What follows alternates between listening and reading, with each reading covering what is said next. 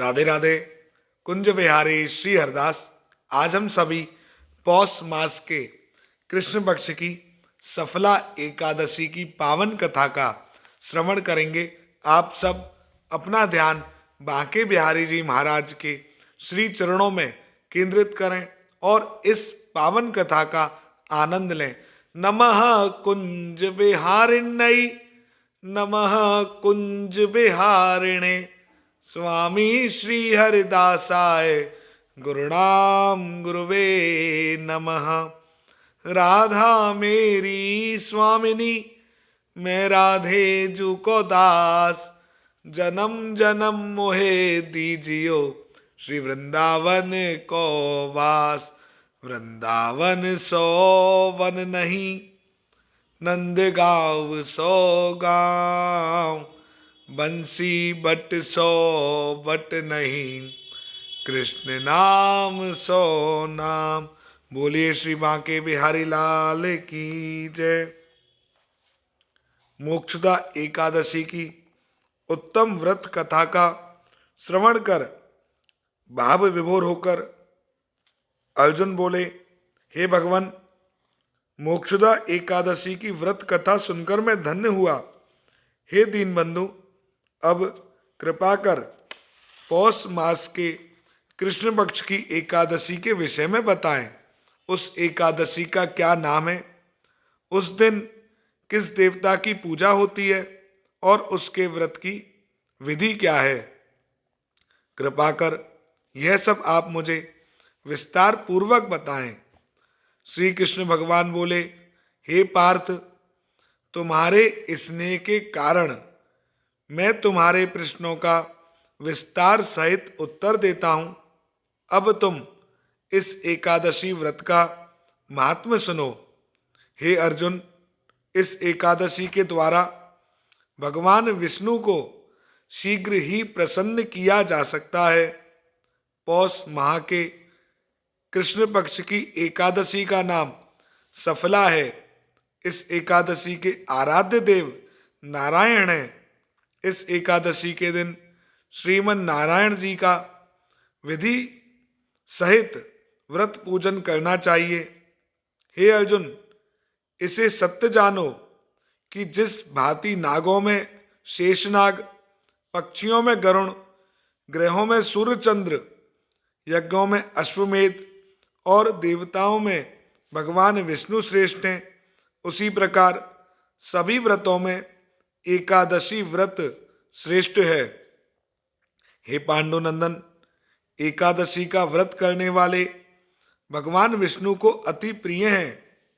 इस एकादशी में नींबू, नारियल, नैवेद्य आदि अर्पण करके भगवान विष्णु की पूजा करनी चाहिए। मनुष्य को 5 सहस्त्र वर्ष तपस्या करने से जिस पुण्य का फल मिलता है, वह पुण्य भक्ति पूर्वक रात्रि जागरण सहित सफला एकादशी का व्रत करने से मिलता है। हे अर्जुन, अब तुम सफला एकादशी की कथा ध्यान पूर्वक सुनो। बहुत समय पूर्व चंपावती नगरी में महिष्मान नामक एक राजा राज्य करता था। उसके 4 पुत्र थे। उन पुत्रों में सबसे बड़ा लुम्पक नामक उसका पुत्र महापापी और दुष्ट था। वह हमेशा वैश्याओं के यहाँ जाकर अपने पिता का धन व्यय किया करता था। देवता, ब्राह्मण, वैष्णव आदि सुपात्रों की निंदा करना उसका नित्य का कर्म था। प्रजाजन भी उसके कर्मों से बहुत दुखी थी, किंतु राजा का पुत्र होने के कारण सब चुपचाप उसके अत्याचार को सहन करने के लिए विवश थे और किसी का इतना भी साहस नहीं होता था कि राजा से उसकी शिकायत करे। किंतु बुराई अधिक समय तक पर्दे में नहीं रहती। एक दिन राजा महिष्मान को उसके कुकर्मों का पता चल ही गया। तब राजा अत्यधिक क्रोधित हुआ और उसने उसे अपने राज्य से निकाल दिया। पिता द्वारा त्यागते ही लुम्पक सबके द्वारा त्याग दिया गया, तब वह सोचने लगा कि अब मैं क्या करूं, कहाँ जाऊं। अंत में उसने रात्रि को पिता की नगरी में चोरी करने की ठानी। वह दिन में राज्य से बाहर रहने लगा और रात को अपने पिता की नगरी में जाकर चोरी तथा अन्य बुरे कर्म करने लगा। रात्रि में वह जाकर नगर के निवासियों को मारता और कष्ट देता। वन में वह निर्दोष पशु पक्षियों को मारकर उनका भक्षण किया करता था। किसी किसी रात जब वह नगर में चोरी चकारी आदि करते पकड़ा भी जाता, तो राजा के डर के मारे पहरेदार उसे छोड़ देते थे। कहते हैं कि कभी कभी अनजाने में भी प्राणी ईश्वर की कृपा का पात्र बन जाता है। ऐसा ही कुछ लुम्पक के साथ हुआ। जिस वन में वह रहता था वह भगवान को बहुत प्रिय था। उस वन में एक बहुत पुराना पीपल का वृक्ष था। उस वन को सब लोग देवताओं का क्रीड़ा स्थल मानते थे। ऐसे पीपल वन में उसी पीपल के वृक्ष के नीचे महापापी लुम्पक रहता था। कुछ दिनों बाद पौष मास के कृष्ण पक्ष की दशमी के दिन वस्त्रहीन होने के कारण लुम्पक शीत के कारण मूर्छित हो गया और शीत के कारण वह रात्रि को ना तो सो सका और उसके हाथ पैर भी अकड़ गए। उस दिन वह रात्रि बड़ी कठिनता से बीती, परंतु सूर्य नारायण के उदय होने पर भी उसकी मूर्छा ना गई। वह ज्यों का त्यों पड़ा रहा। सफला एकादशी के मध्याह्न तक वह दुराचारी मूर्छित ही पड़ा रहा। जब सूर्य के तपने से उसे कुछ गर्मी मिली, तब मध्याह्न में कहीं उसे होश आया और अपने स्थान से उठकर गिरते पड़ते वन में भोजन की खोज में चल पड़ा। उस दिन वह जीवों को मारने में असमर्थ था, इसलिए जमीन पर गिरे हुए फलों को लेकर पीपल के वृक्ष के नीचे गया। तब तक सूर्य भगवान अस्तांचल को प्रस्थान कर गए। भूखे होने के बाद भी वह उन फलों को ना खा सका, क्योंकि कहाँ तो वह नित्य जीवों को मारकर उनका मांस खाता था और कहाँ फल। उसे फल खाना बिल्कुल भी रुचिकर नहीं लगा।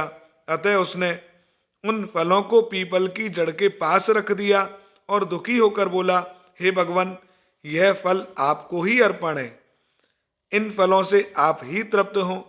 ऐसा कहकर वह रोने लगा और रात्रि को उसे नींद न आई। वह सारी रात रोता रहा। इस प्रकार उस पापी से अनजाने में ही एकादशी का व्रत हो गया। उस महापापी के इस व्रत तथा रात्रि जागरण से भगवान अत्यंत प्रसन्न हुए और उसके समस्त पाप नष्ट हो गए।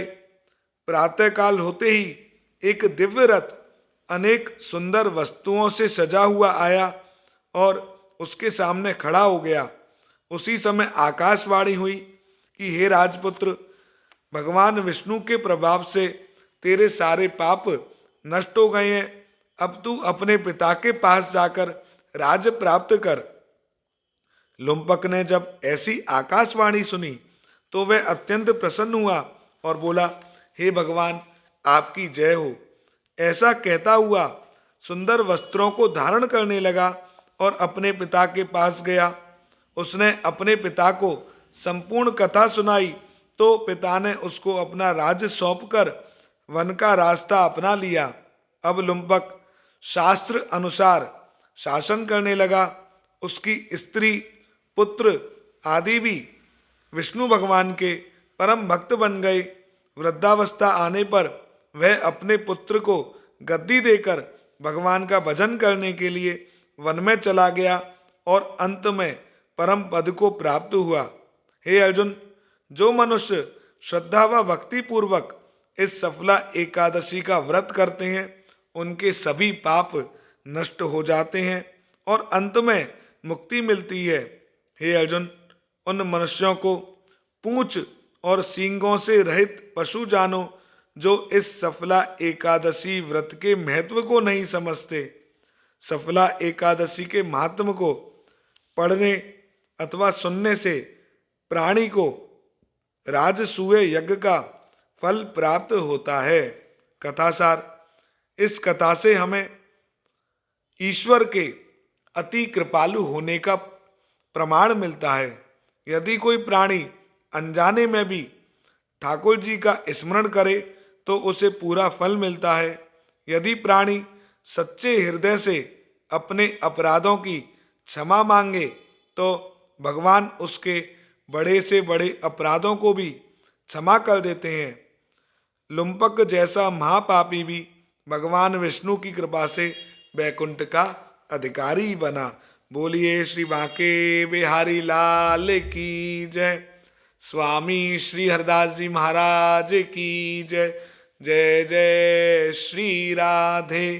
आज हम सभी ने सफला एकादशी की बहुत सुंदर कथा का श्रवण किया। एकादशी का व्रत करने से जीवन अपने आप सफल हो जाता है। अतः हम सब श्री बांके बिहारी जी महाराज के श्री चरणों में अपना ध्यान लगाते हुए इस एकादशी के व्रत को अवश्य करें।